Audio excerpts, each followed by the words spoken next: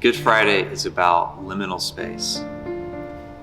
This is the space of the in-between. It's the space of transition. It's space that we don't want to be in, but we're in it all the same.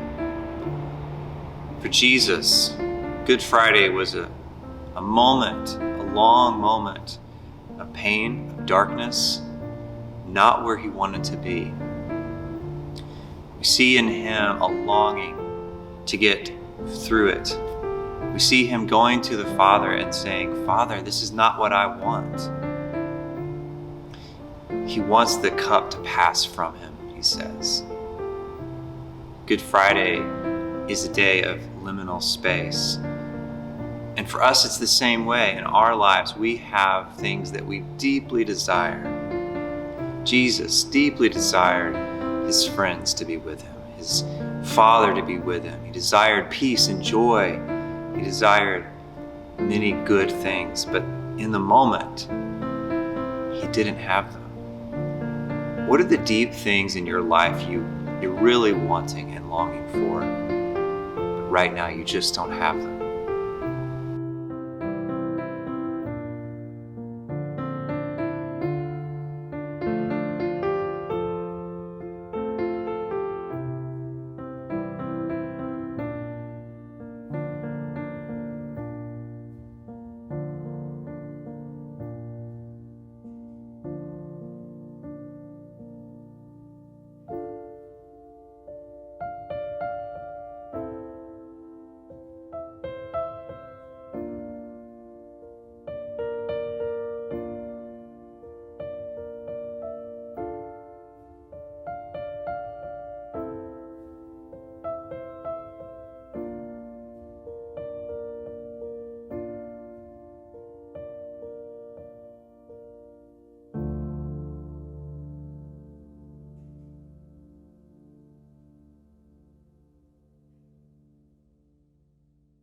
The hard thing about liminal space is that it's not where we want to stay. We want to get past it.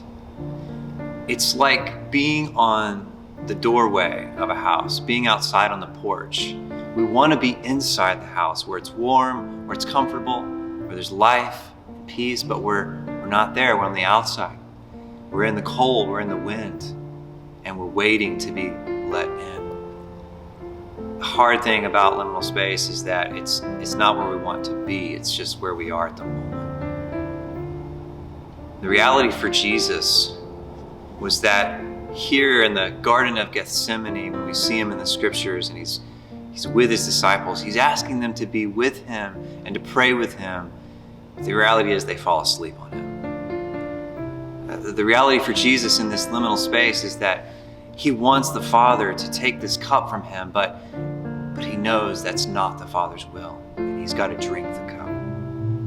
The reality is that Jesus is going to have to bear the weight of sin and shame on his shoulders more than we can possibly imagine. He's going to have to take that on alone. He's going to have to endure the cross. And worst of all, that there will be a moment where even the Father, who he's always been able to go to, will forsake him, and he'll experience the depths of death and hell.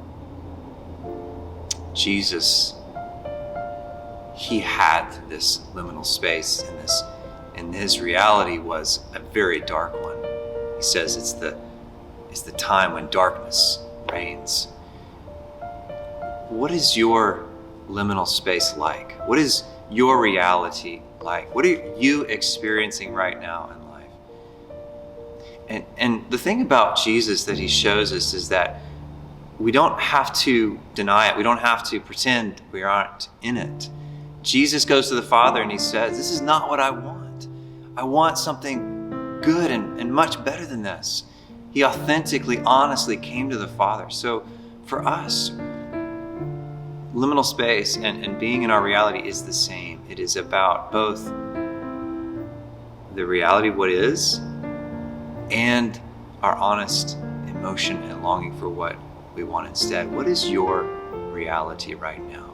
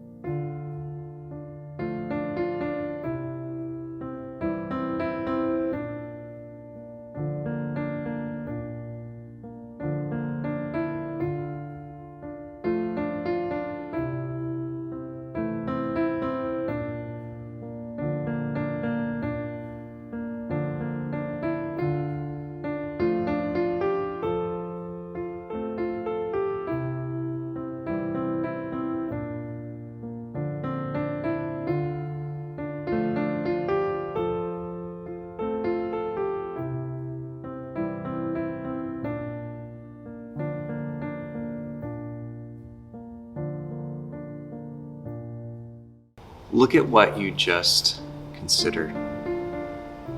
Look at your reality. Are you really facing this in life, or are you trying to avoid it? We can be tempted to not face our reality. We can be tempted to run away from it or to change it. Look at Jesus. He was tempted in the same way.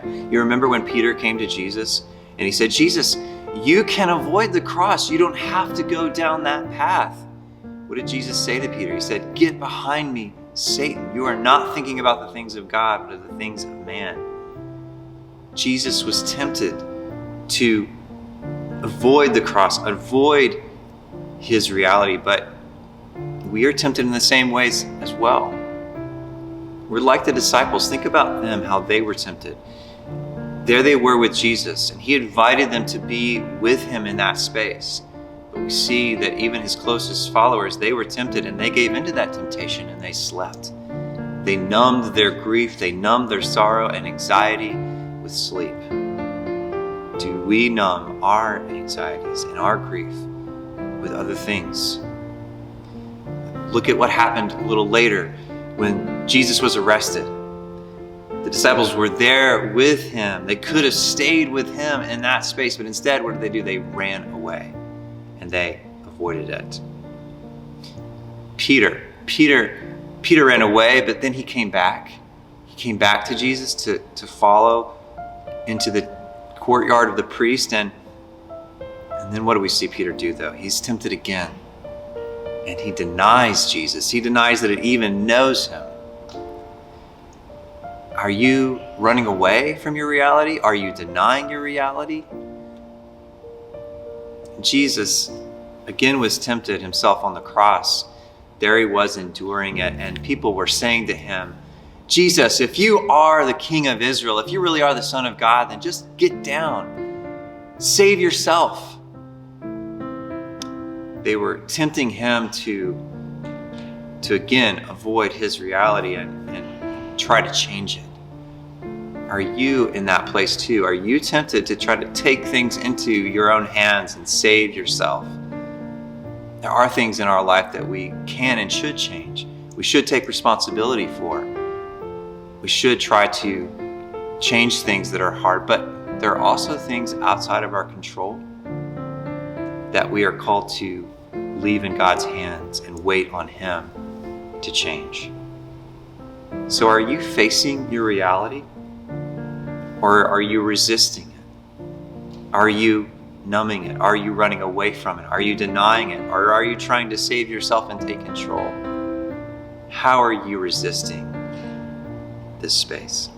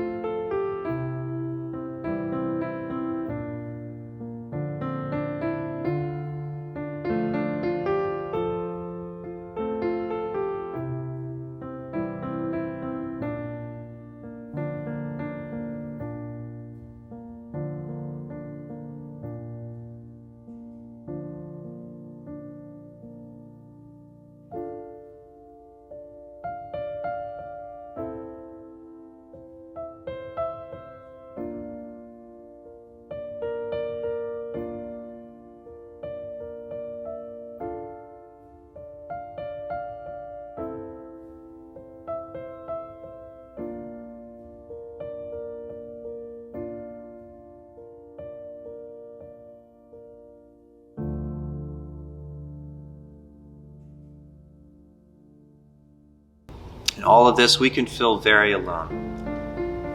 That it's just up to us to bear this and move through it.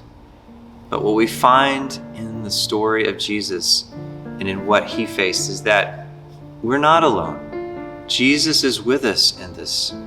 Jesus even models for us what it looks like to go through liminal space and to experience Good Friday in our own life. Jesus models the way for us to face our reality. when he was there in the garden, he brought to the Father everything he wanted. Take this cup from me, Father. He brought his honest, authentic emotions and experiences and poured out his longings to God.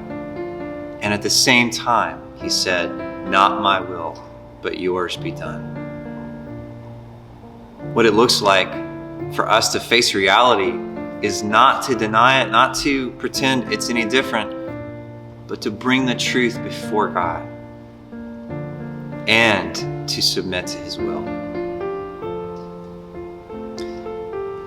So what will it look like for you to face your moment of transition, your messy middle, the in-between?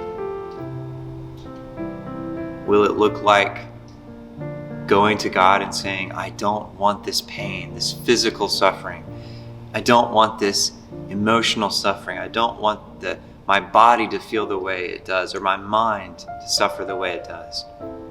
I don't want to be lonely. I don't want to be alone. I want to have people more in my life. I want to feel love and affection and joy." What will it look like for you to authentically share with the Father what it is you long for? And also, what will it look like for you to release control and to submit to his will? And to embrace the cross that he has given you, just as Jesus took up his cross. What does it look like for you to face your reality?